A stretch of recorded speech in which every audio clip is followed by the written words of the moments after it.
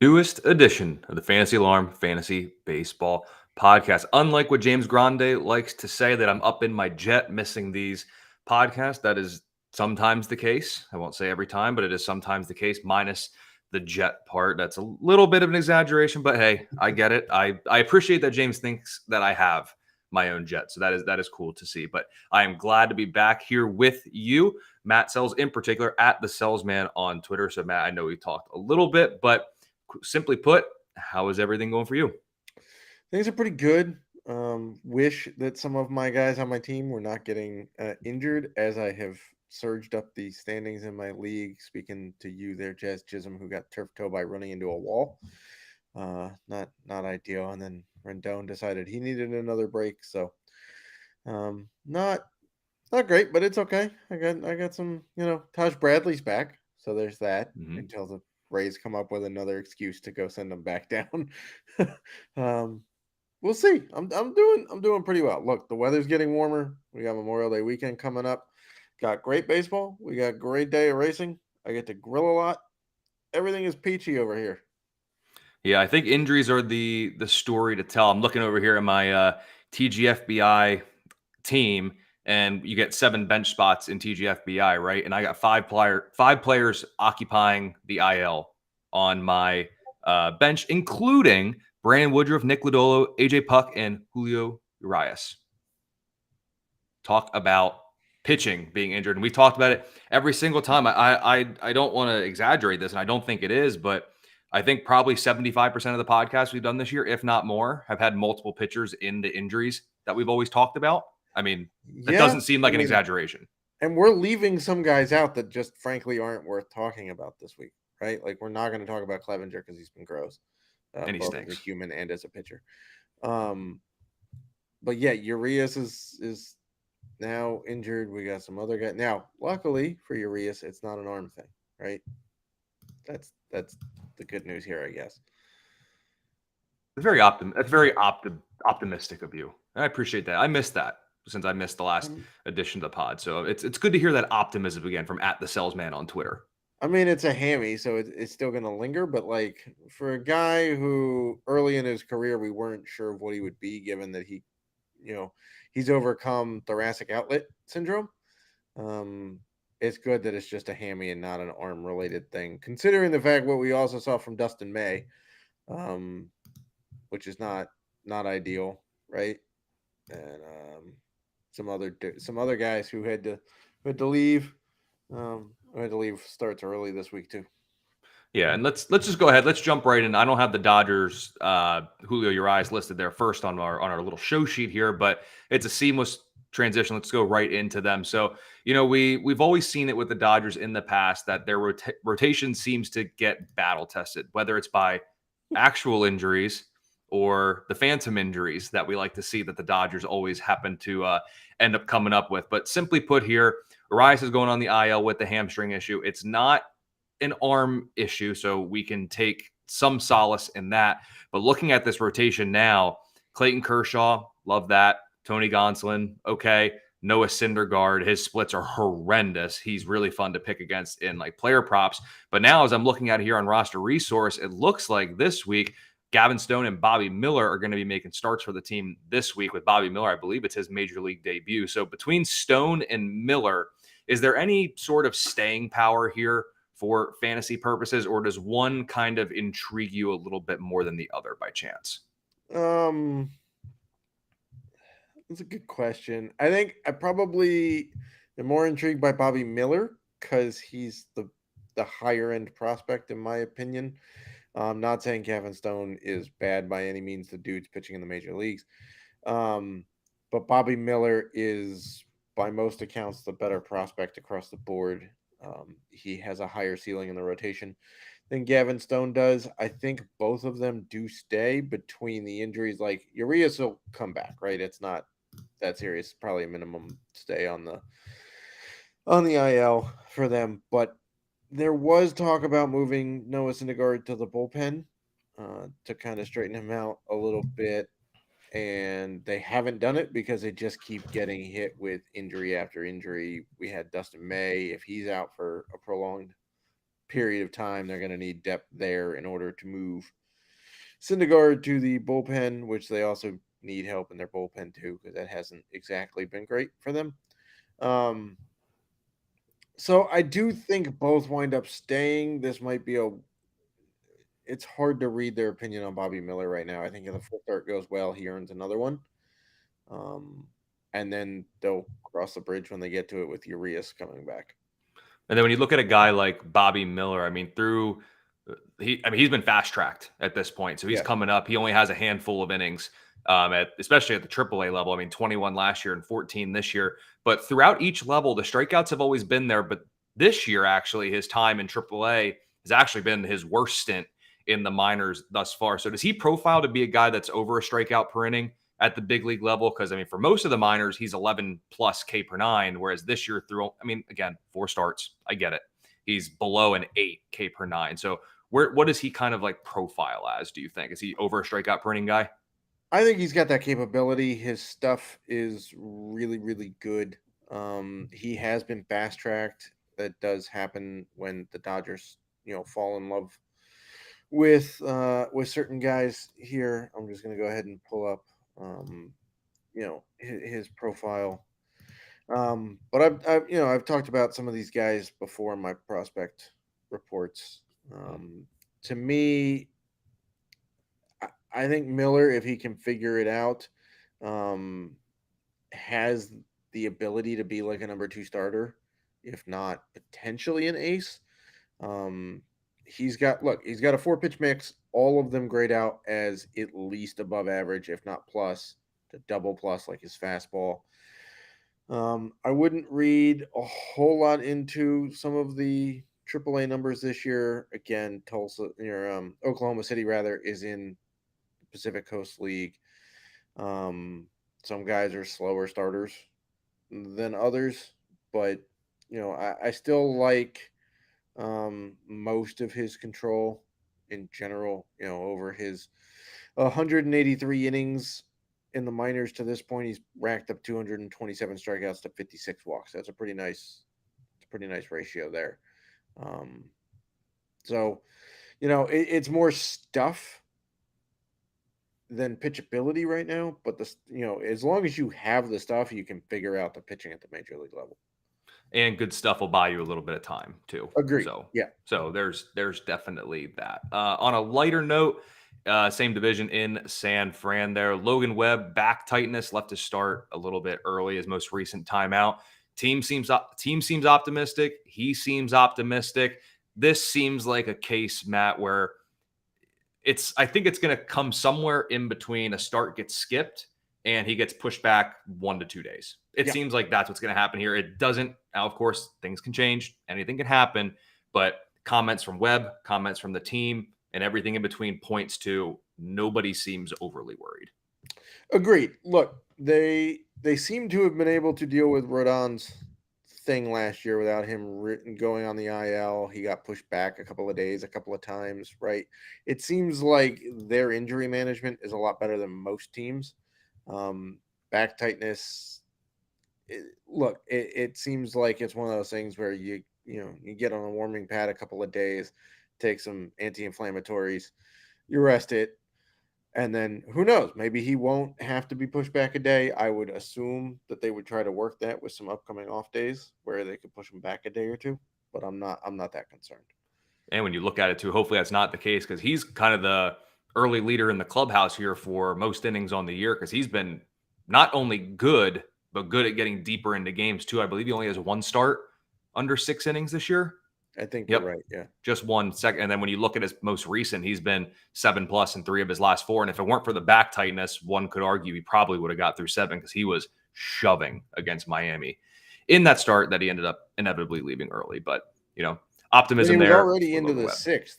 Yeah. In that start. So, making it through that would have given him, 7 innings probably pretty easily. And now while we have the optimism there, I hate to go back to the doom and gloom, but I'm going to do it. Manny Machado to the IL with a small fracture in his left hand, courtesy, I believe you said it was courtesy of Brad Keller. So Thanks, Brad. Thanks for that one. I know you don't throw hard, but you throw hard enough to break a small bone. So take that for what it's worth. But this is a significant blow to fantasy managers. Let's just be honest. That's exactly what it is. Machado was a high-profile fantasy third baseman, and he was continuing to do all the things that he does, and he's now going to miss time. And when he comes back, I think there's going to be a transition period because, as we talked about it, hand and wrist to hitters are a problem. Agreed. Yeah. So it was an 81-mile-an-hour slider that he got hit with that he then left the game after going around the bases. And then it took him till Wednesday to figure out it was broken. And then they weren't even sure if an IL trip was going to be necessary. And then they waited a couple days and then they put him on the IL. So, while the Giants are very good at managing injuries, the Padres have a very long history of not figuring out injuries. And remember, they got in trouble for the double set of books with that trade with Miami a few years back. So, in terms of fantasy value, there's no timeline yet, right? He said it has to heal. It's not like his ankle thing last year, which, if you remember, he never went on the IL for that. He just missed like 9 games over the course of 11 days, and then he was good to go, right? This one, he said it's going to have to heal. He's on the IL.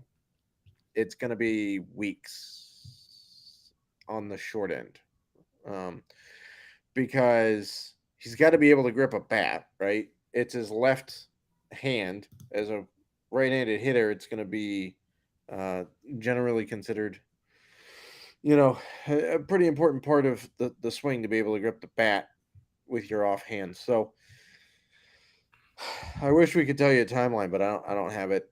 And the power has been decent, not great, been decent so far. The batting average, though, like the rest of the Padres, has sucked. Unfortunately, I don't know what's going on in San Diego, but maybe they're getting too much beach time. I don't know. Maybe that's the case. And I mean, Machado does have 5 homers, 7 doubles through the first 40 games of the year. The batting average stunk, like you said, but it seemed like there were some signs of turning around because I know his final 4 games, including the one he left injured, he was 0 for. But in the 11 games before that, he was 326, 4 home runs, 3 doubles. It seemed like things maybe were starting to turn around a little bit. Yep. And now this is just an ill-timed injury. And I think you're right. We can't really, there's no timeline yet, but I think weeks is, I think you're on the right path with weeks. It's going to be something like that because the right-handed swing, left hand, that's your power. That's the hand you're pulling through the bat with. There is going to be an adjustment period as well as a lengthy rehab. So I think you are right there. Again, if Jazz Chisholm's out 4 to 6 weeks with a toe, I mean, obviously it's turf toe, and that's could be like a torn ligament, if not an inflamed one. I would imagine that this would be roughly the same time. Yep. I think that's going to be the case as well. So you may be looking for some third base options. Maybe a guy like Casey Schmidt's out there. You can pick him up if he's still available in your leagues. Couple options at third base. At least we're better off now at third than we were on draft day because I couldn't stand third base outside of Brian Hayes. He was the one that I really liked. And Nolan Arenado started to turn things around. Not that you're getting him at free agency, but just some notable third base note. But a couple returns that are coming soonish that I think fantasy managers should be excited about. Tyler Glasnow could be as early as this week. He made what many considered was going to be his last rehab start in his stint. Went 6 innings, 1 earned run, 6 strikeouts, did throw 67 pitches in that one. His return seems imminent, and I think this is maybe the first time in weeks that the Rays get some good news in the rotation. It seems like it's always departure from the rotation, departure from the rotation. Now they may finally get an arrival or an addition to the rotation other than the self-inflicted departures like they did with Taj Bradley. But I'm not jaded about that by any means. I mean, you mean unlike me? Oh, I'm jaded by it, but I'm trying to convince people that I'm not upset and confused about why they did that. I'm trying to put on this, no, I get it. It totally makes sense. He was dominant, so let's go screw him up. I almost dropped a different expletive there, but let's go screw him up in the minors so that he can just get used to this 5-day pitching when everything was fine beforehand. Yeah. But anyway, Glasnow's likely returning soon. Big boost for the Rays and fantasy managers. Yeah, big boost. Right now the rotation is McClanahan, Eflin, Fleming, and Bradley. So that's only 4 names. So they have an McClanahan, right? What? So McClanahan. Yeah, I mean basic. Well, okay, but let's not prove Eflin hasn't been bad. Bradley. I mean, Eflin is the guy who has the largest free agent contract in the history of the Tampa Bay Rays. Great trivia question. I'm just saying. Yeah, there you go. You could use that, the next time you host trivia, That's your right. once weekly trivia. That's right. So yeah, it's huge news. Now, obviously, Glasnow is not available in basic. Let's put it this way: if he's available on the wire in your fantasy league, you need a new fantasy league because I'm sorry, but there's no reason that guy should still be available. Mhm. Good news, right? Like their offense continues to hum. Now their pitching staff is going to get better. The only question is you're hoping that they don't send Tosh Bradley back down to make room for Glasnow for some stupid reason. Because watch, they're going to do that. I swear to God. It, by the way, It could one other happen. thing, the AAA schedule, they play series in weeks now. I don't know if anybody noticed this, but to save money, they realigned the schedule so teams spend a week in a location. So they'll like travel on Monday, play 6 games against your opponent, and then travel again on Monday, either back home or to the next road trip. So pitching every fifth day, okay, but like you're not getting any of the travel in or the normal 3 or 2 or 4 games. It's weird. Um, Not much to add on Glass now. He's elite when he's healthy. 6 innings, 67 pitches, efficient. So I think they've got co-aces now in Tampa between McClanahan and Glass now. And hopefully Bradley stays up to be a burgeoning third co-ace. Health willing, my friend, for Glass now. Emphasis on Glass for him as he's You're had just some. better. He used to be a pirate. Yeah, but I mean that's something we think but don't say, Matt. We all know that. Oh, I You said know the it quiet part out loud. Is that what happened? exactly. You can think it, you just can't say it. It's an Okay. unwritten rule. In Cleveland, Triston McKenzie, 3 innings, 52 pitches in his first rehab start. Seems like he could be working his way back soon. Again, much like Glass now, he's probably not available in any league. If he is, again, probably Clinch leave leave. that league as well. Or well, first scoop him up, then put in your notice after you probably win this year that you're going to Correct. be done with that league. But he just needs health. He'll come back. He'll help anchor that rotation and hopefully pick up some of the vibes in Cleveland because it's been kind of like San Diego, little down over A there, I little guess bit. you could say. Little bit. In a winnable division too. Like Very. the AL Central is having a race to see who doesn't want to win. Like it's unbelievable. Mm. Yeah. I mean, when he's back, he'll slide into the number 2 spot where we expected him to be. He should be just fine. Again, much like we favor Tanner Beebe over like Brian Bello, I saw in Discord. Yeah, we're gonna favor this guy because the AL Central sucks and those offenses are terrible. Yep. Yep. No more to add there. Bona fide stud that he can be in the fantasy realm. And then another guy should be returning this week as well. This one might be available in waivers, but in Boston, Garrett Whitlock should be returning from injury. Rough start through to the season, 3 starts, 6.19 ERA.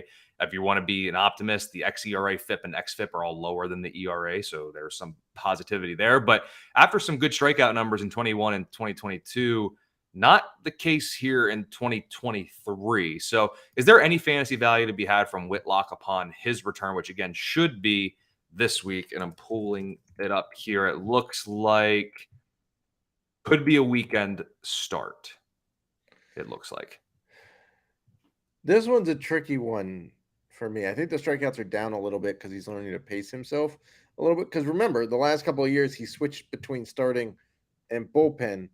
Mhm. And so now that they said, okay, well, we want him to be a starter full time coming into the season, there's a mindset shift where, okay, I can't go all out for 1 inning. I have to pace myself to make it through 5 or, hopefully 6, Yep. which tends to be why, we see this all the time where a guy moves to the bullpen. All of a sudden he adds like 3 miles an hour to his fastball. Well, why do you do that? Because he only has to go an inning, right? It's a lot easier to go all out for 1 inning than to pace yourself and try to make it through the lineup 2.5, 3 times.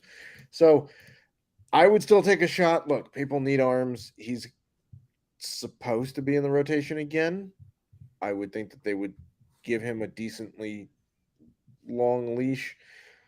The Boston offense is kind of going in fits and spurts. Like one week they look great, and then the next week they look like we kind of all thought they would be, which is like a bunch of contact dudes and not a lot of power. Um, and the AL East is a little bit of a minefield sometimes with the offenses. So eh, to me, until he, see what we can do, he might be like a streaming. Not that you would drop him, but like a matchup specific starter for me. It looks like if all goes well, he'll return probably Saturday or Sunday and face Arizona. So keep that in mind as you're looking if you need a weekend streamer to pick up. He might not be a bad one, all That's things not so bad considered. because Arizona seems to score all of their runs in the eighth and ninth inning. Yep. Like I watch a lot of their games, and for like 4 straight games, they scored basically 6 runs in the ninth inning Yep. against Oakland. It was a crazy series. It was. So Matt, typically at the end here we talk about some other players, but I wanted to switch it up a little bit. So we're still going to talk about some players, but we're going to put it a little bit differently. So I'm kind of going to read a little synopsis that I wrote of a certain player. We'll see if you can name the player, and then we'll diatribe on them for a little bit here. Yeah, hopefully I don't look like an idiot here. No, I don't think so. And if it seems like we're getting there, I'll step in and help you out. But here's player one. So they should be owned in every single league. Okay, just putting it out there. Should be owned at 100%. But this person, I am an AL West starting pitcher that is a budding fantasy ace. Through 9 starts this season, I have a 47-5 strikeout to walk ratio, 44.6% ground ball rate, 2.62 ERA, 2.71 FIP. The only thing that's really holding me back from being widely determined as a bona fide fantasy ace is my only 20% strikeout rate. When you look at run value on Baseball Savant, I have one of the best 4-seamers in baseball, and I've done an excellent job of minimizing hard contact here in 2023. Any idea who that AL West starting pitcher would be? Great command, lower strikeout rate. That's really the only thing keeping him back from being a fantasy ace. Young right-hander. They happen to play in Seattle. They sure do. Okay. Let's see. Who do I want to? It's either Kirby or Gilbert. The former. There you go. So when you look at a guy like George Kirby, everything points. I know fantasy, you love the ratios, and he doesn't walk anybody, which is massive. It's just without a supreme ERA and a ton of wins on your ledger, which he's been pretty good at. Typically, a 20% strikeout rate isn't going to necessarily be enough to throw you into that elite tiering of fantasy pitchers. But I mean, he's got 5 wins. He's got a sub-3 ERA. It's literally just the strikeouts. That's the only. Do you agree with me? That's literally the only thing that's keeping him from you right now definitively stating that George Kirby is a top 12 fantasy pitcher. It's just the lack of strikeouts. Yeah, probably. I mean, I'm right there with you. Like, we're in a day and age where strikeouts can make or break your fantasy profile. Not that it's the only thing we're hunting, but we're in a day and age where you're not expecting a bunch of dudes to get double-digit wins at this point, right? Just based on guys aren't going that long into games, bullpens are having issues, all that good stuff. So where a lot of guys are going to have similar ratios and a lot of guys are going to have similar win totals, you'll take the guy with the higher strikeouts. And right now, that's not George Kirby for whatever reason. I think his stuff is good enough to generate strikeouts. I think what may have happened is that the league may have a notebook on him and he's getting to, strikeout counts, and then he throws the pitch that people know he's going to throw. So he's going to learn to shift some stuff up and get a little bit more strikeouts, but I would agree with you. And I think with time, the strikeouts will come. I think it will. He's got good enough stuff to get closer to that strikeout per inning mark. I think he's a lot closer to being Logan Gilbert than he is to being Emerson Hancock. Like Emerson Hancock is a guy who's coming up in their system who has very good ratios. He's a very good control guy, has stuff that can get some strikeouts, but he's not a strikeout guy. Like he's your quintessential mid-rotation innings eater guy. And I think Kirby is a lot closer to the strikeout guy of Logan Gilbert than he is to Emerson Hancock. I agree as well. So player number 2, here we go. So I'm an NL Central infielder utility man around the infield, whom the fantasy community is currently salivating over. I have 8 home runs in 11 games this season and slashing a cool 370, 396, 957. However, it seems like everyone is overlooking the fact that my walk rate is worse than last year, strikeout rate is worse than last year. My BABIP is at an inflated 450, and if I had enough at-bats to qualify, I'd be the only player in Major League Baseball with an outside the zone swing rate of at least 38% and a swinging strike rate of 20%, the latter of which would be the absolute worst mark in baseball amongst qualified hitters. Do you know what NL Central infielder this is, who has been the most popular fantasy baseball free agent ad over the past 7 to 10 days? Playing in the Windy City. I would guess it'd be either Mervis or Morel. Morel. Yeah. Am I crazy for thinking that this is an obvious sell high? Like, I understand the production has been there. It just seems like to me, I mean, obviously this current pace is not sustainable. We'll all agree at that, but there is a lot. It seems there is a lot that people are choosing to overlook with Morel's profile right now. And they were my concerns coming up. He's proved me wrong thus far, but I do feel confident with time. It's going to be the same thing as last year. Remember, he had a crazy run. Everything was good. And it's like, oh, we'll just ignore, we're going to ignore this check engine light because my car still gets up to 75, 80 miles an hour. Everything's fine. Eventually, it's going to catch up to you. Yeah. I'm with you on that. Look, the reason why he started in the minors and didn't come up was because they had concern over his strikeout rate and he doesn't take enough pitches. And that's what's happening now. Like, he's making enough contact to make to do damage, and everybody goes, "Oh, well, he's doing damage." Okay, but what happens when he doesn't? Yep. Because that's gonna happen, and when it does, all of his stuff is gonna crater, and so is his value. It was kind of the same reason why I wrote that I was fading Jake McCarthy, because the profile did not look good. Sure, he had speed and he made decent contact in a small sample size, but there was that concern again, just like I wrote up in the draft guide. So I would sell high on Morel. I would hold on to Mervis. But yeah, I would try to sell high on Morel. All I'm going to say with Morel, I agree with you, obviously, because you agree with me, but it's not very often that a guy swings outside of the zone more, whiffs more, and makes less contact the year before. And this sort of production can exactly. Yeah, it just does not happen. It's the physics, like just think about he's swinging at more pitches that are in less hittable areas, and you expect him to be more productive. The math ain't mathin'. No. That's what I say. But last one here before we wrap up this week's episode. So I'm an AL East starting pitcher who's owned in 70% of Fantrax leagues and only 5% of ESPN leagues.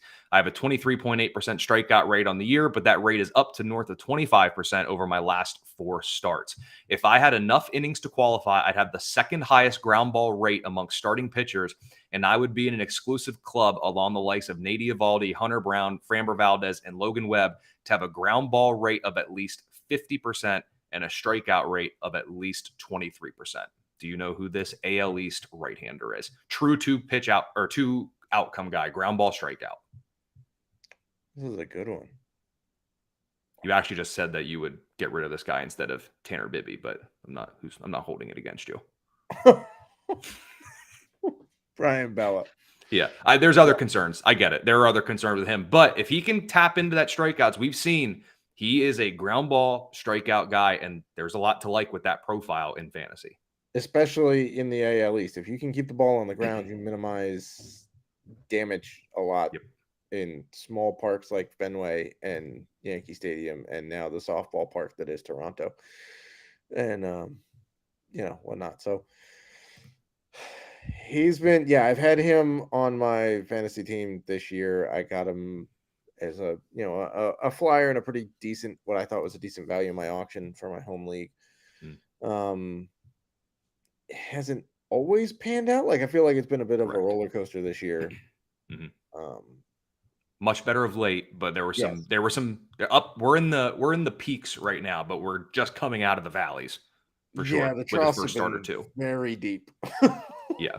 But there is some, like we talked about, strikeouts and ground balls play that can help minimize your damage. And he's still young. There's still a lot to like with him. And Boston has to keep him in the rotation. They just have to. His role's safe. you can't mess with, like, Bello is a guy that when he matures and figures it all out, he should be like a number 2 starter. Yep. And over his last 4 starts, 2.57 ERA, 9.8 K per 9, and a ground ball rate just beneath 64%. You can get behind those numbers, and there's a lot to like with it. Hopefully, Boston gives enough run support. But Matt, we'll be back with that next week. I got another one next week for you. That's a really interesting one, but we'll see how the numbers play out, and we'll come back to it next week, as well as talking about injuries and everything that we have to talk about. I'm sure there'll be multiple pitcher injuries because that's just how it works in Major League Baseball. But give me a follow on Twitter at Colby R. Conway. Give Matt a follow at the Selz Man, and we'll be back next week with the Fantasy Alarm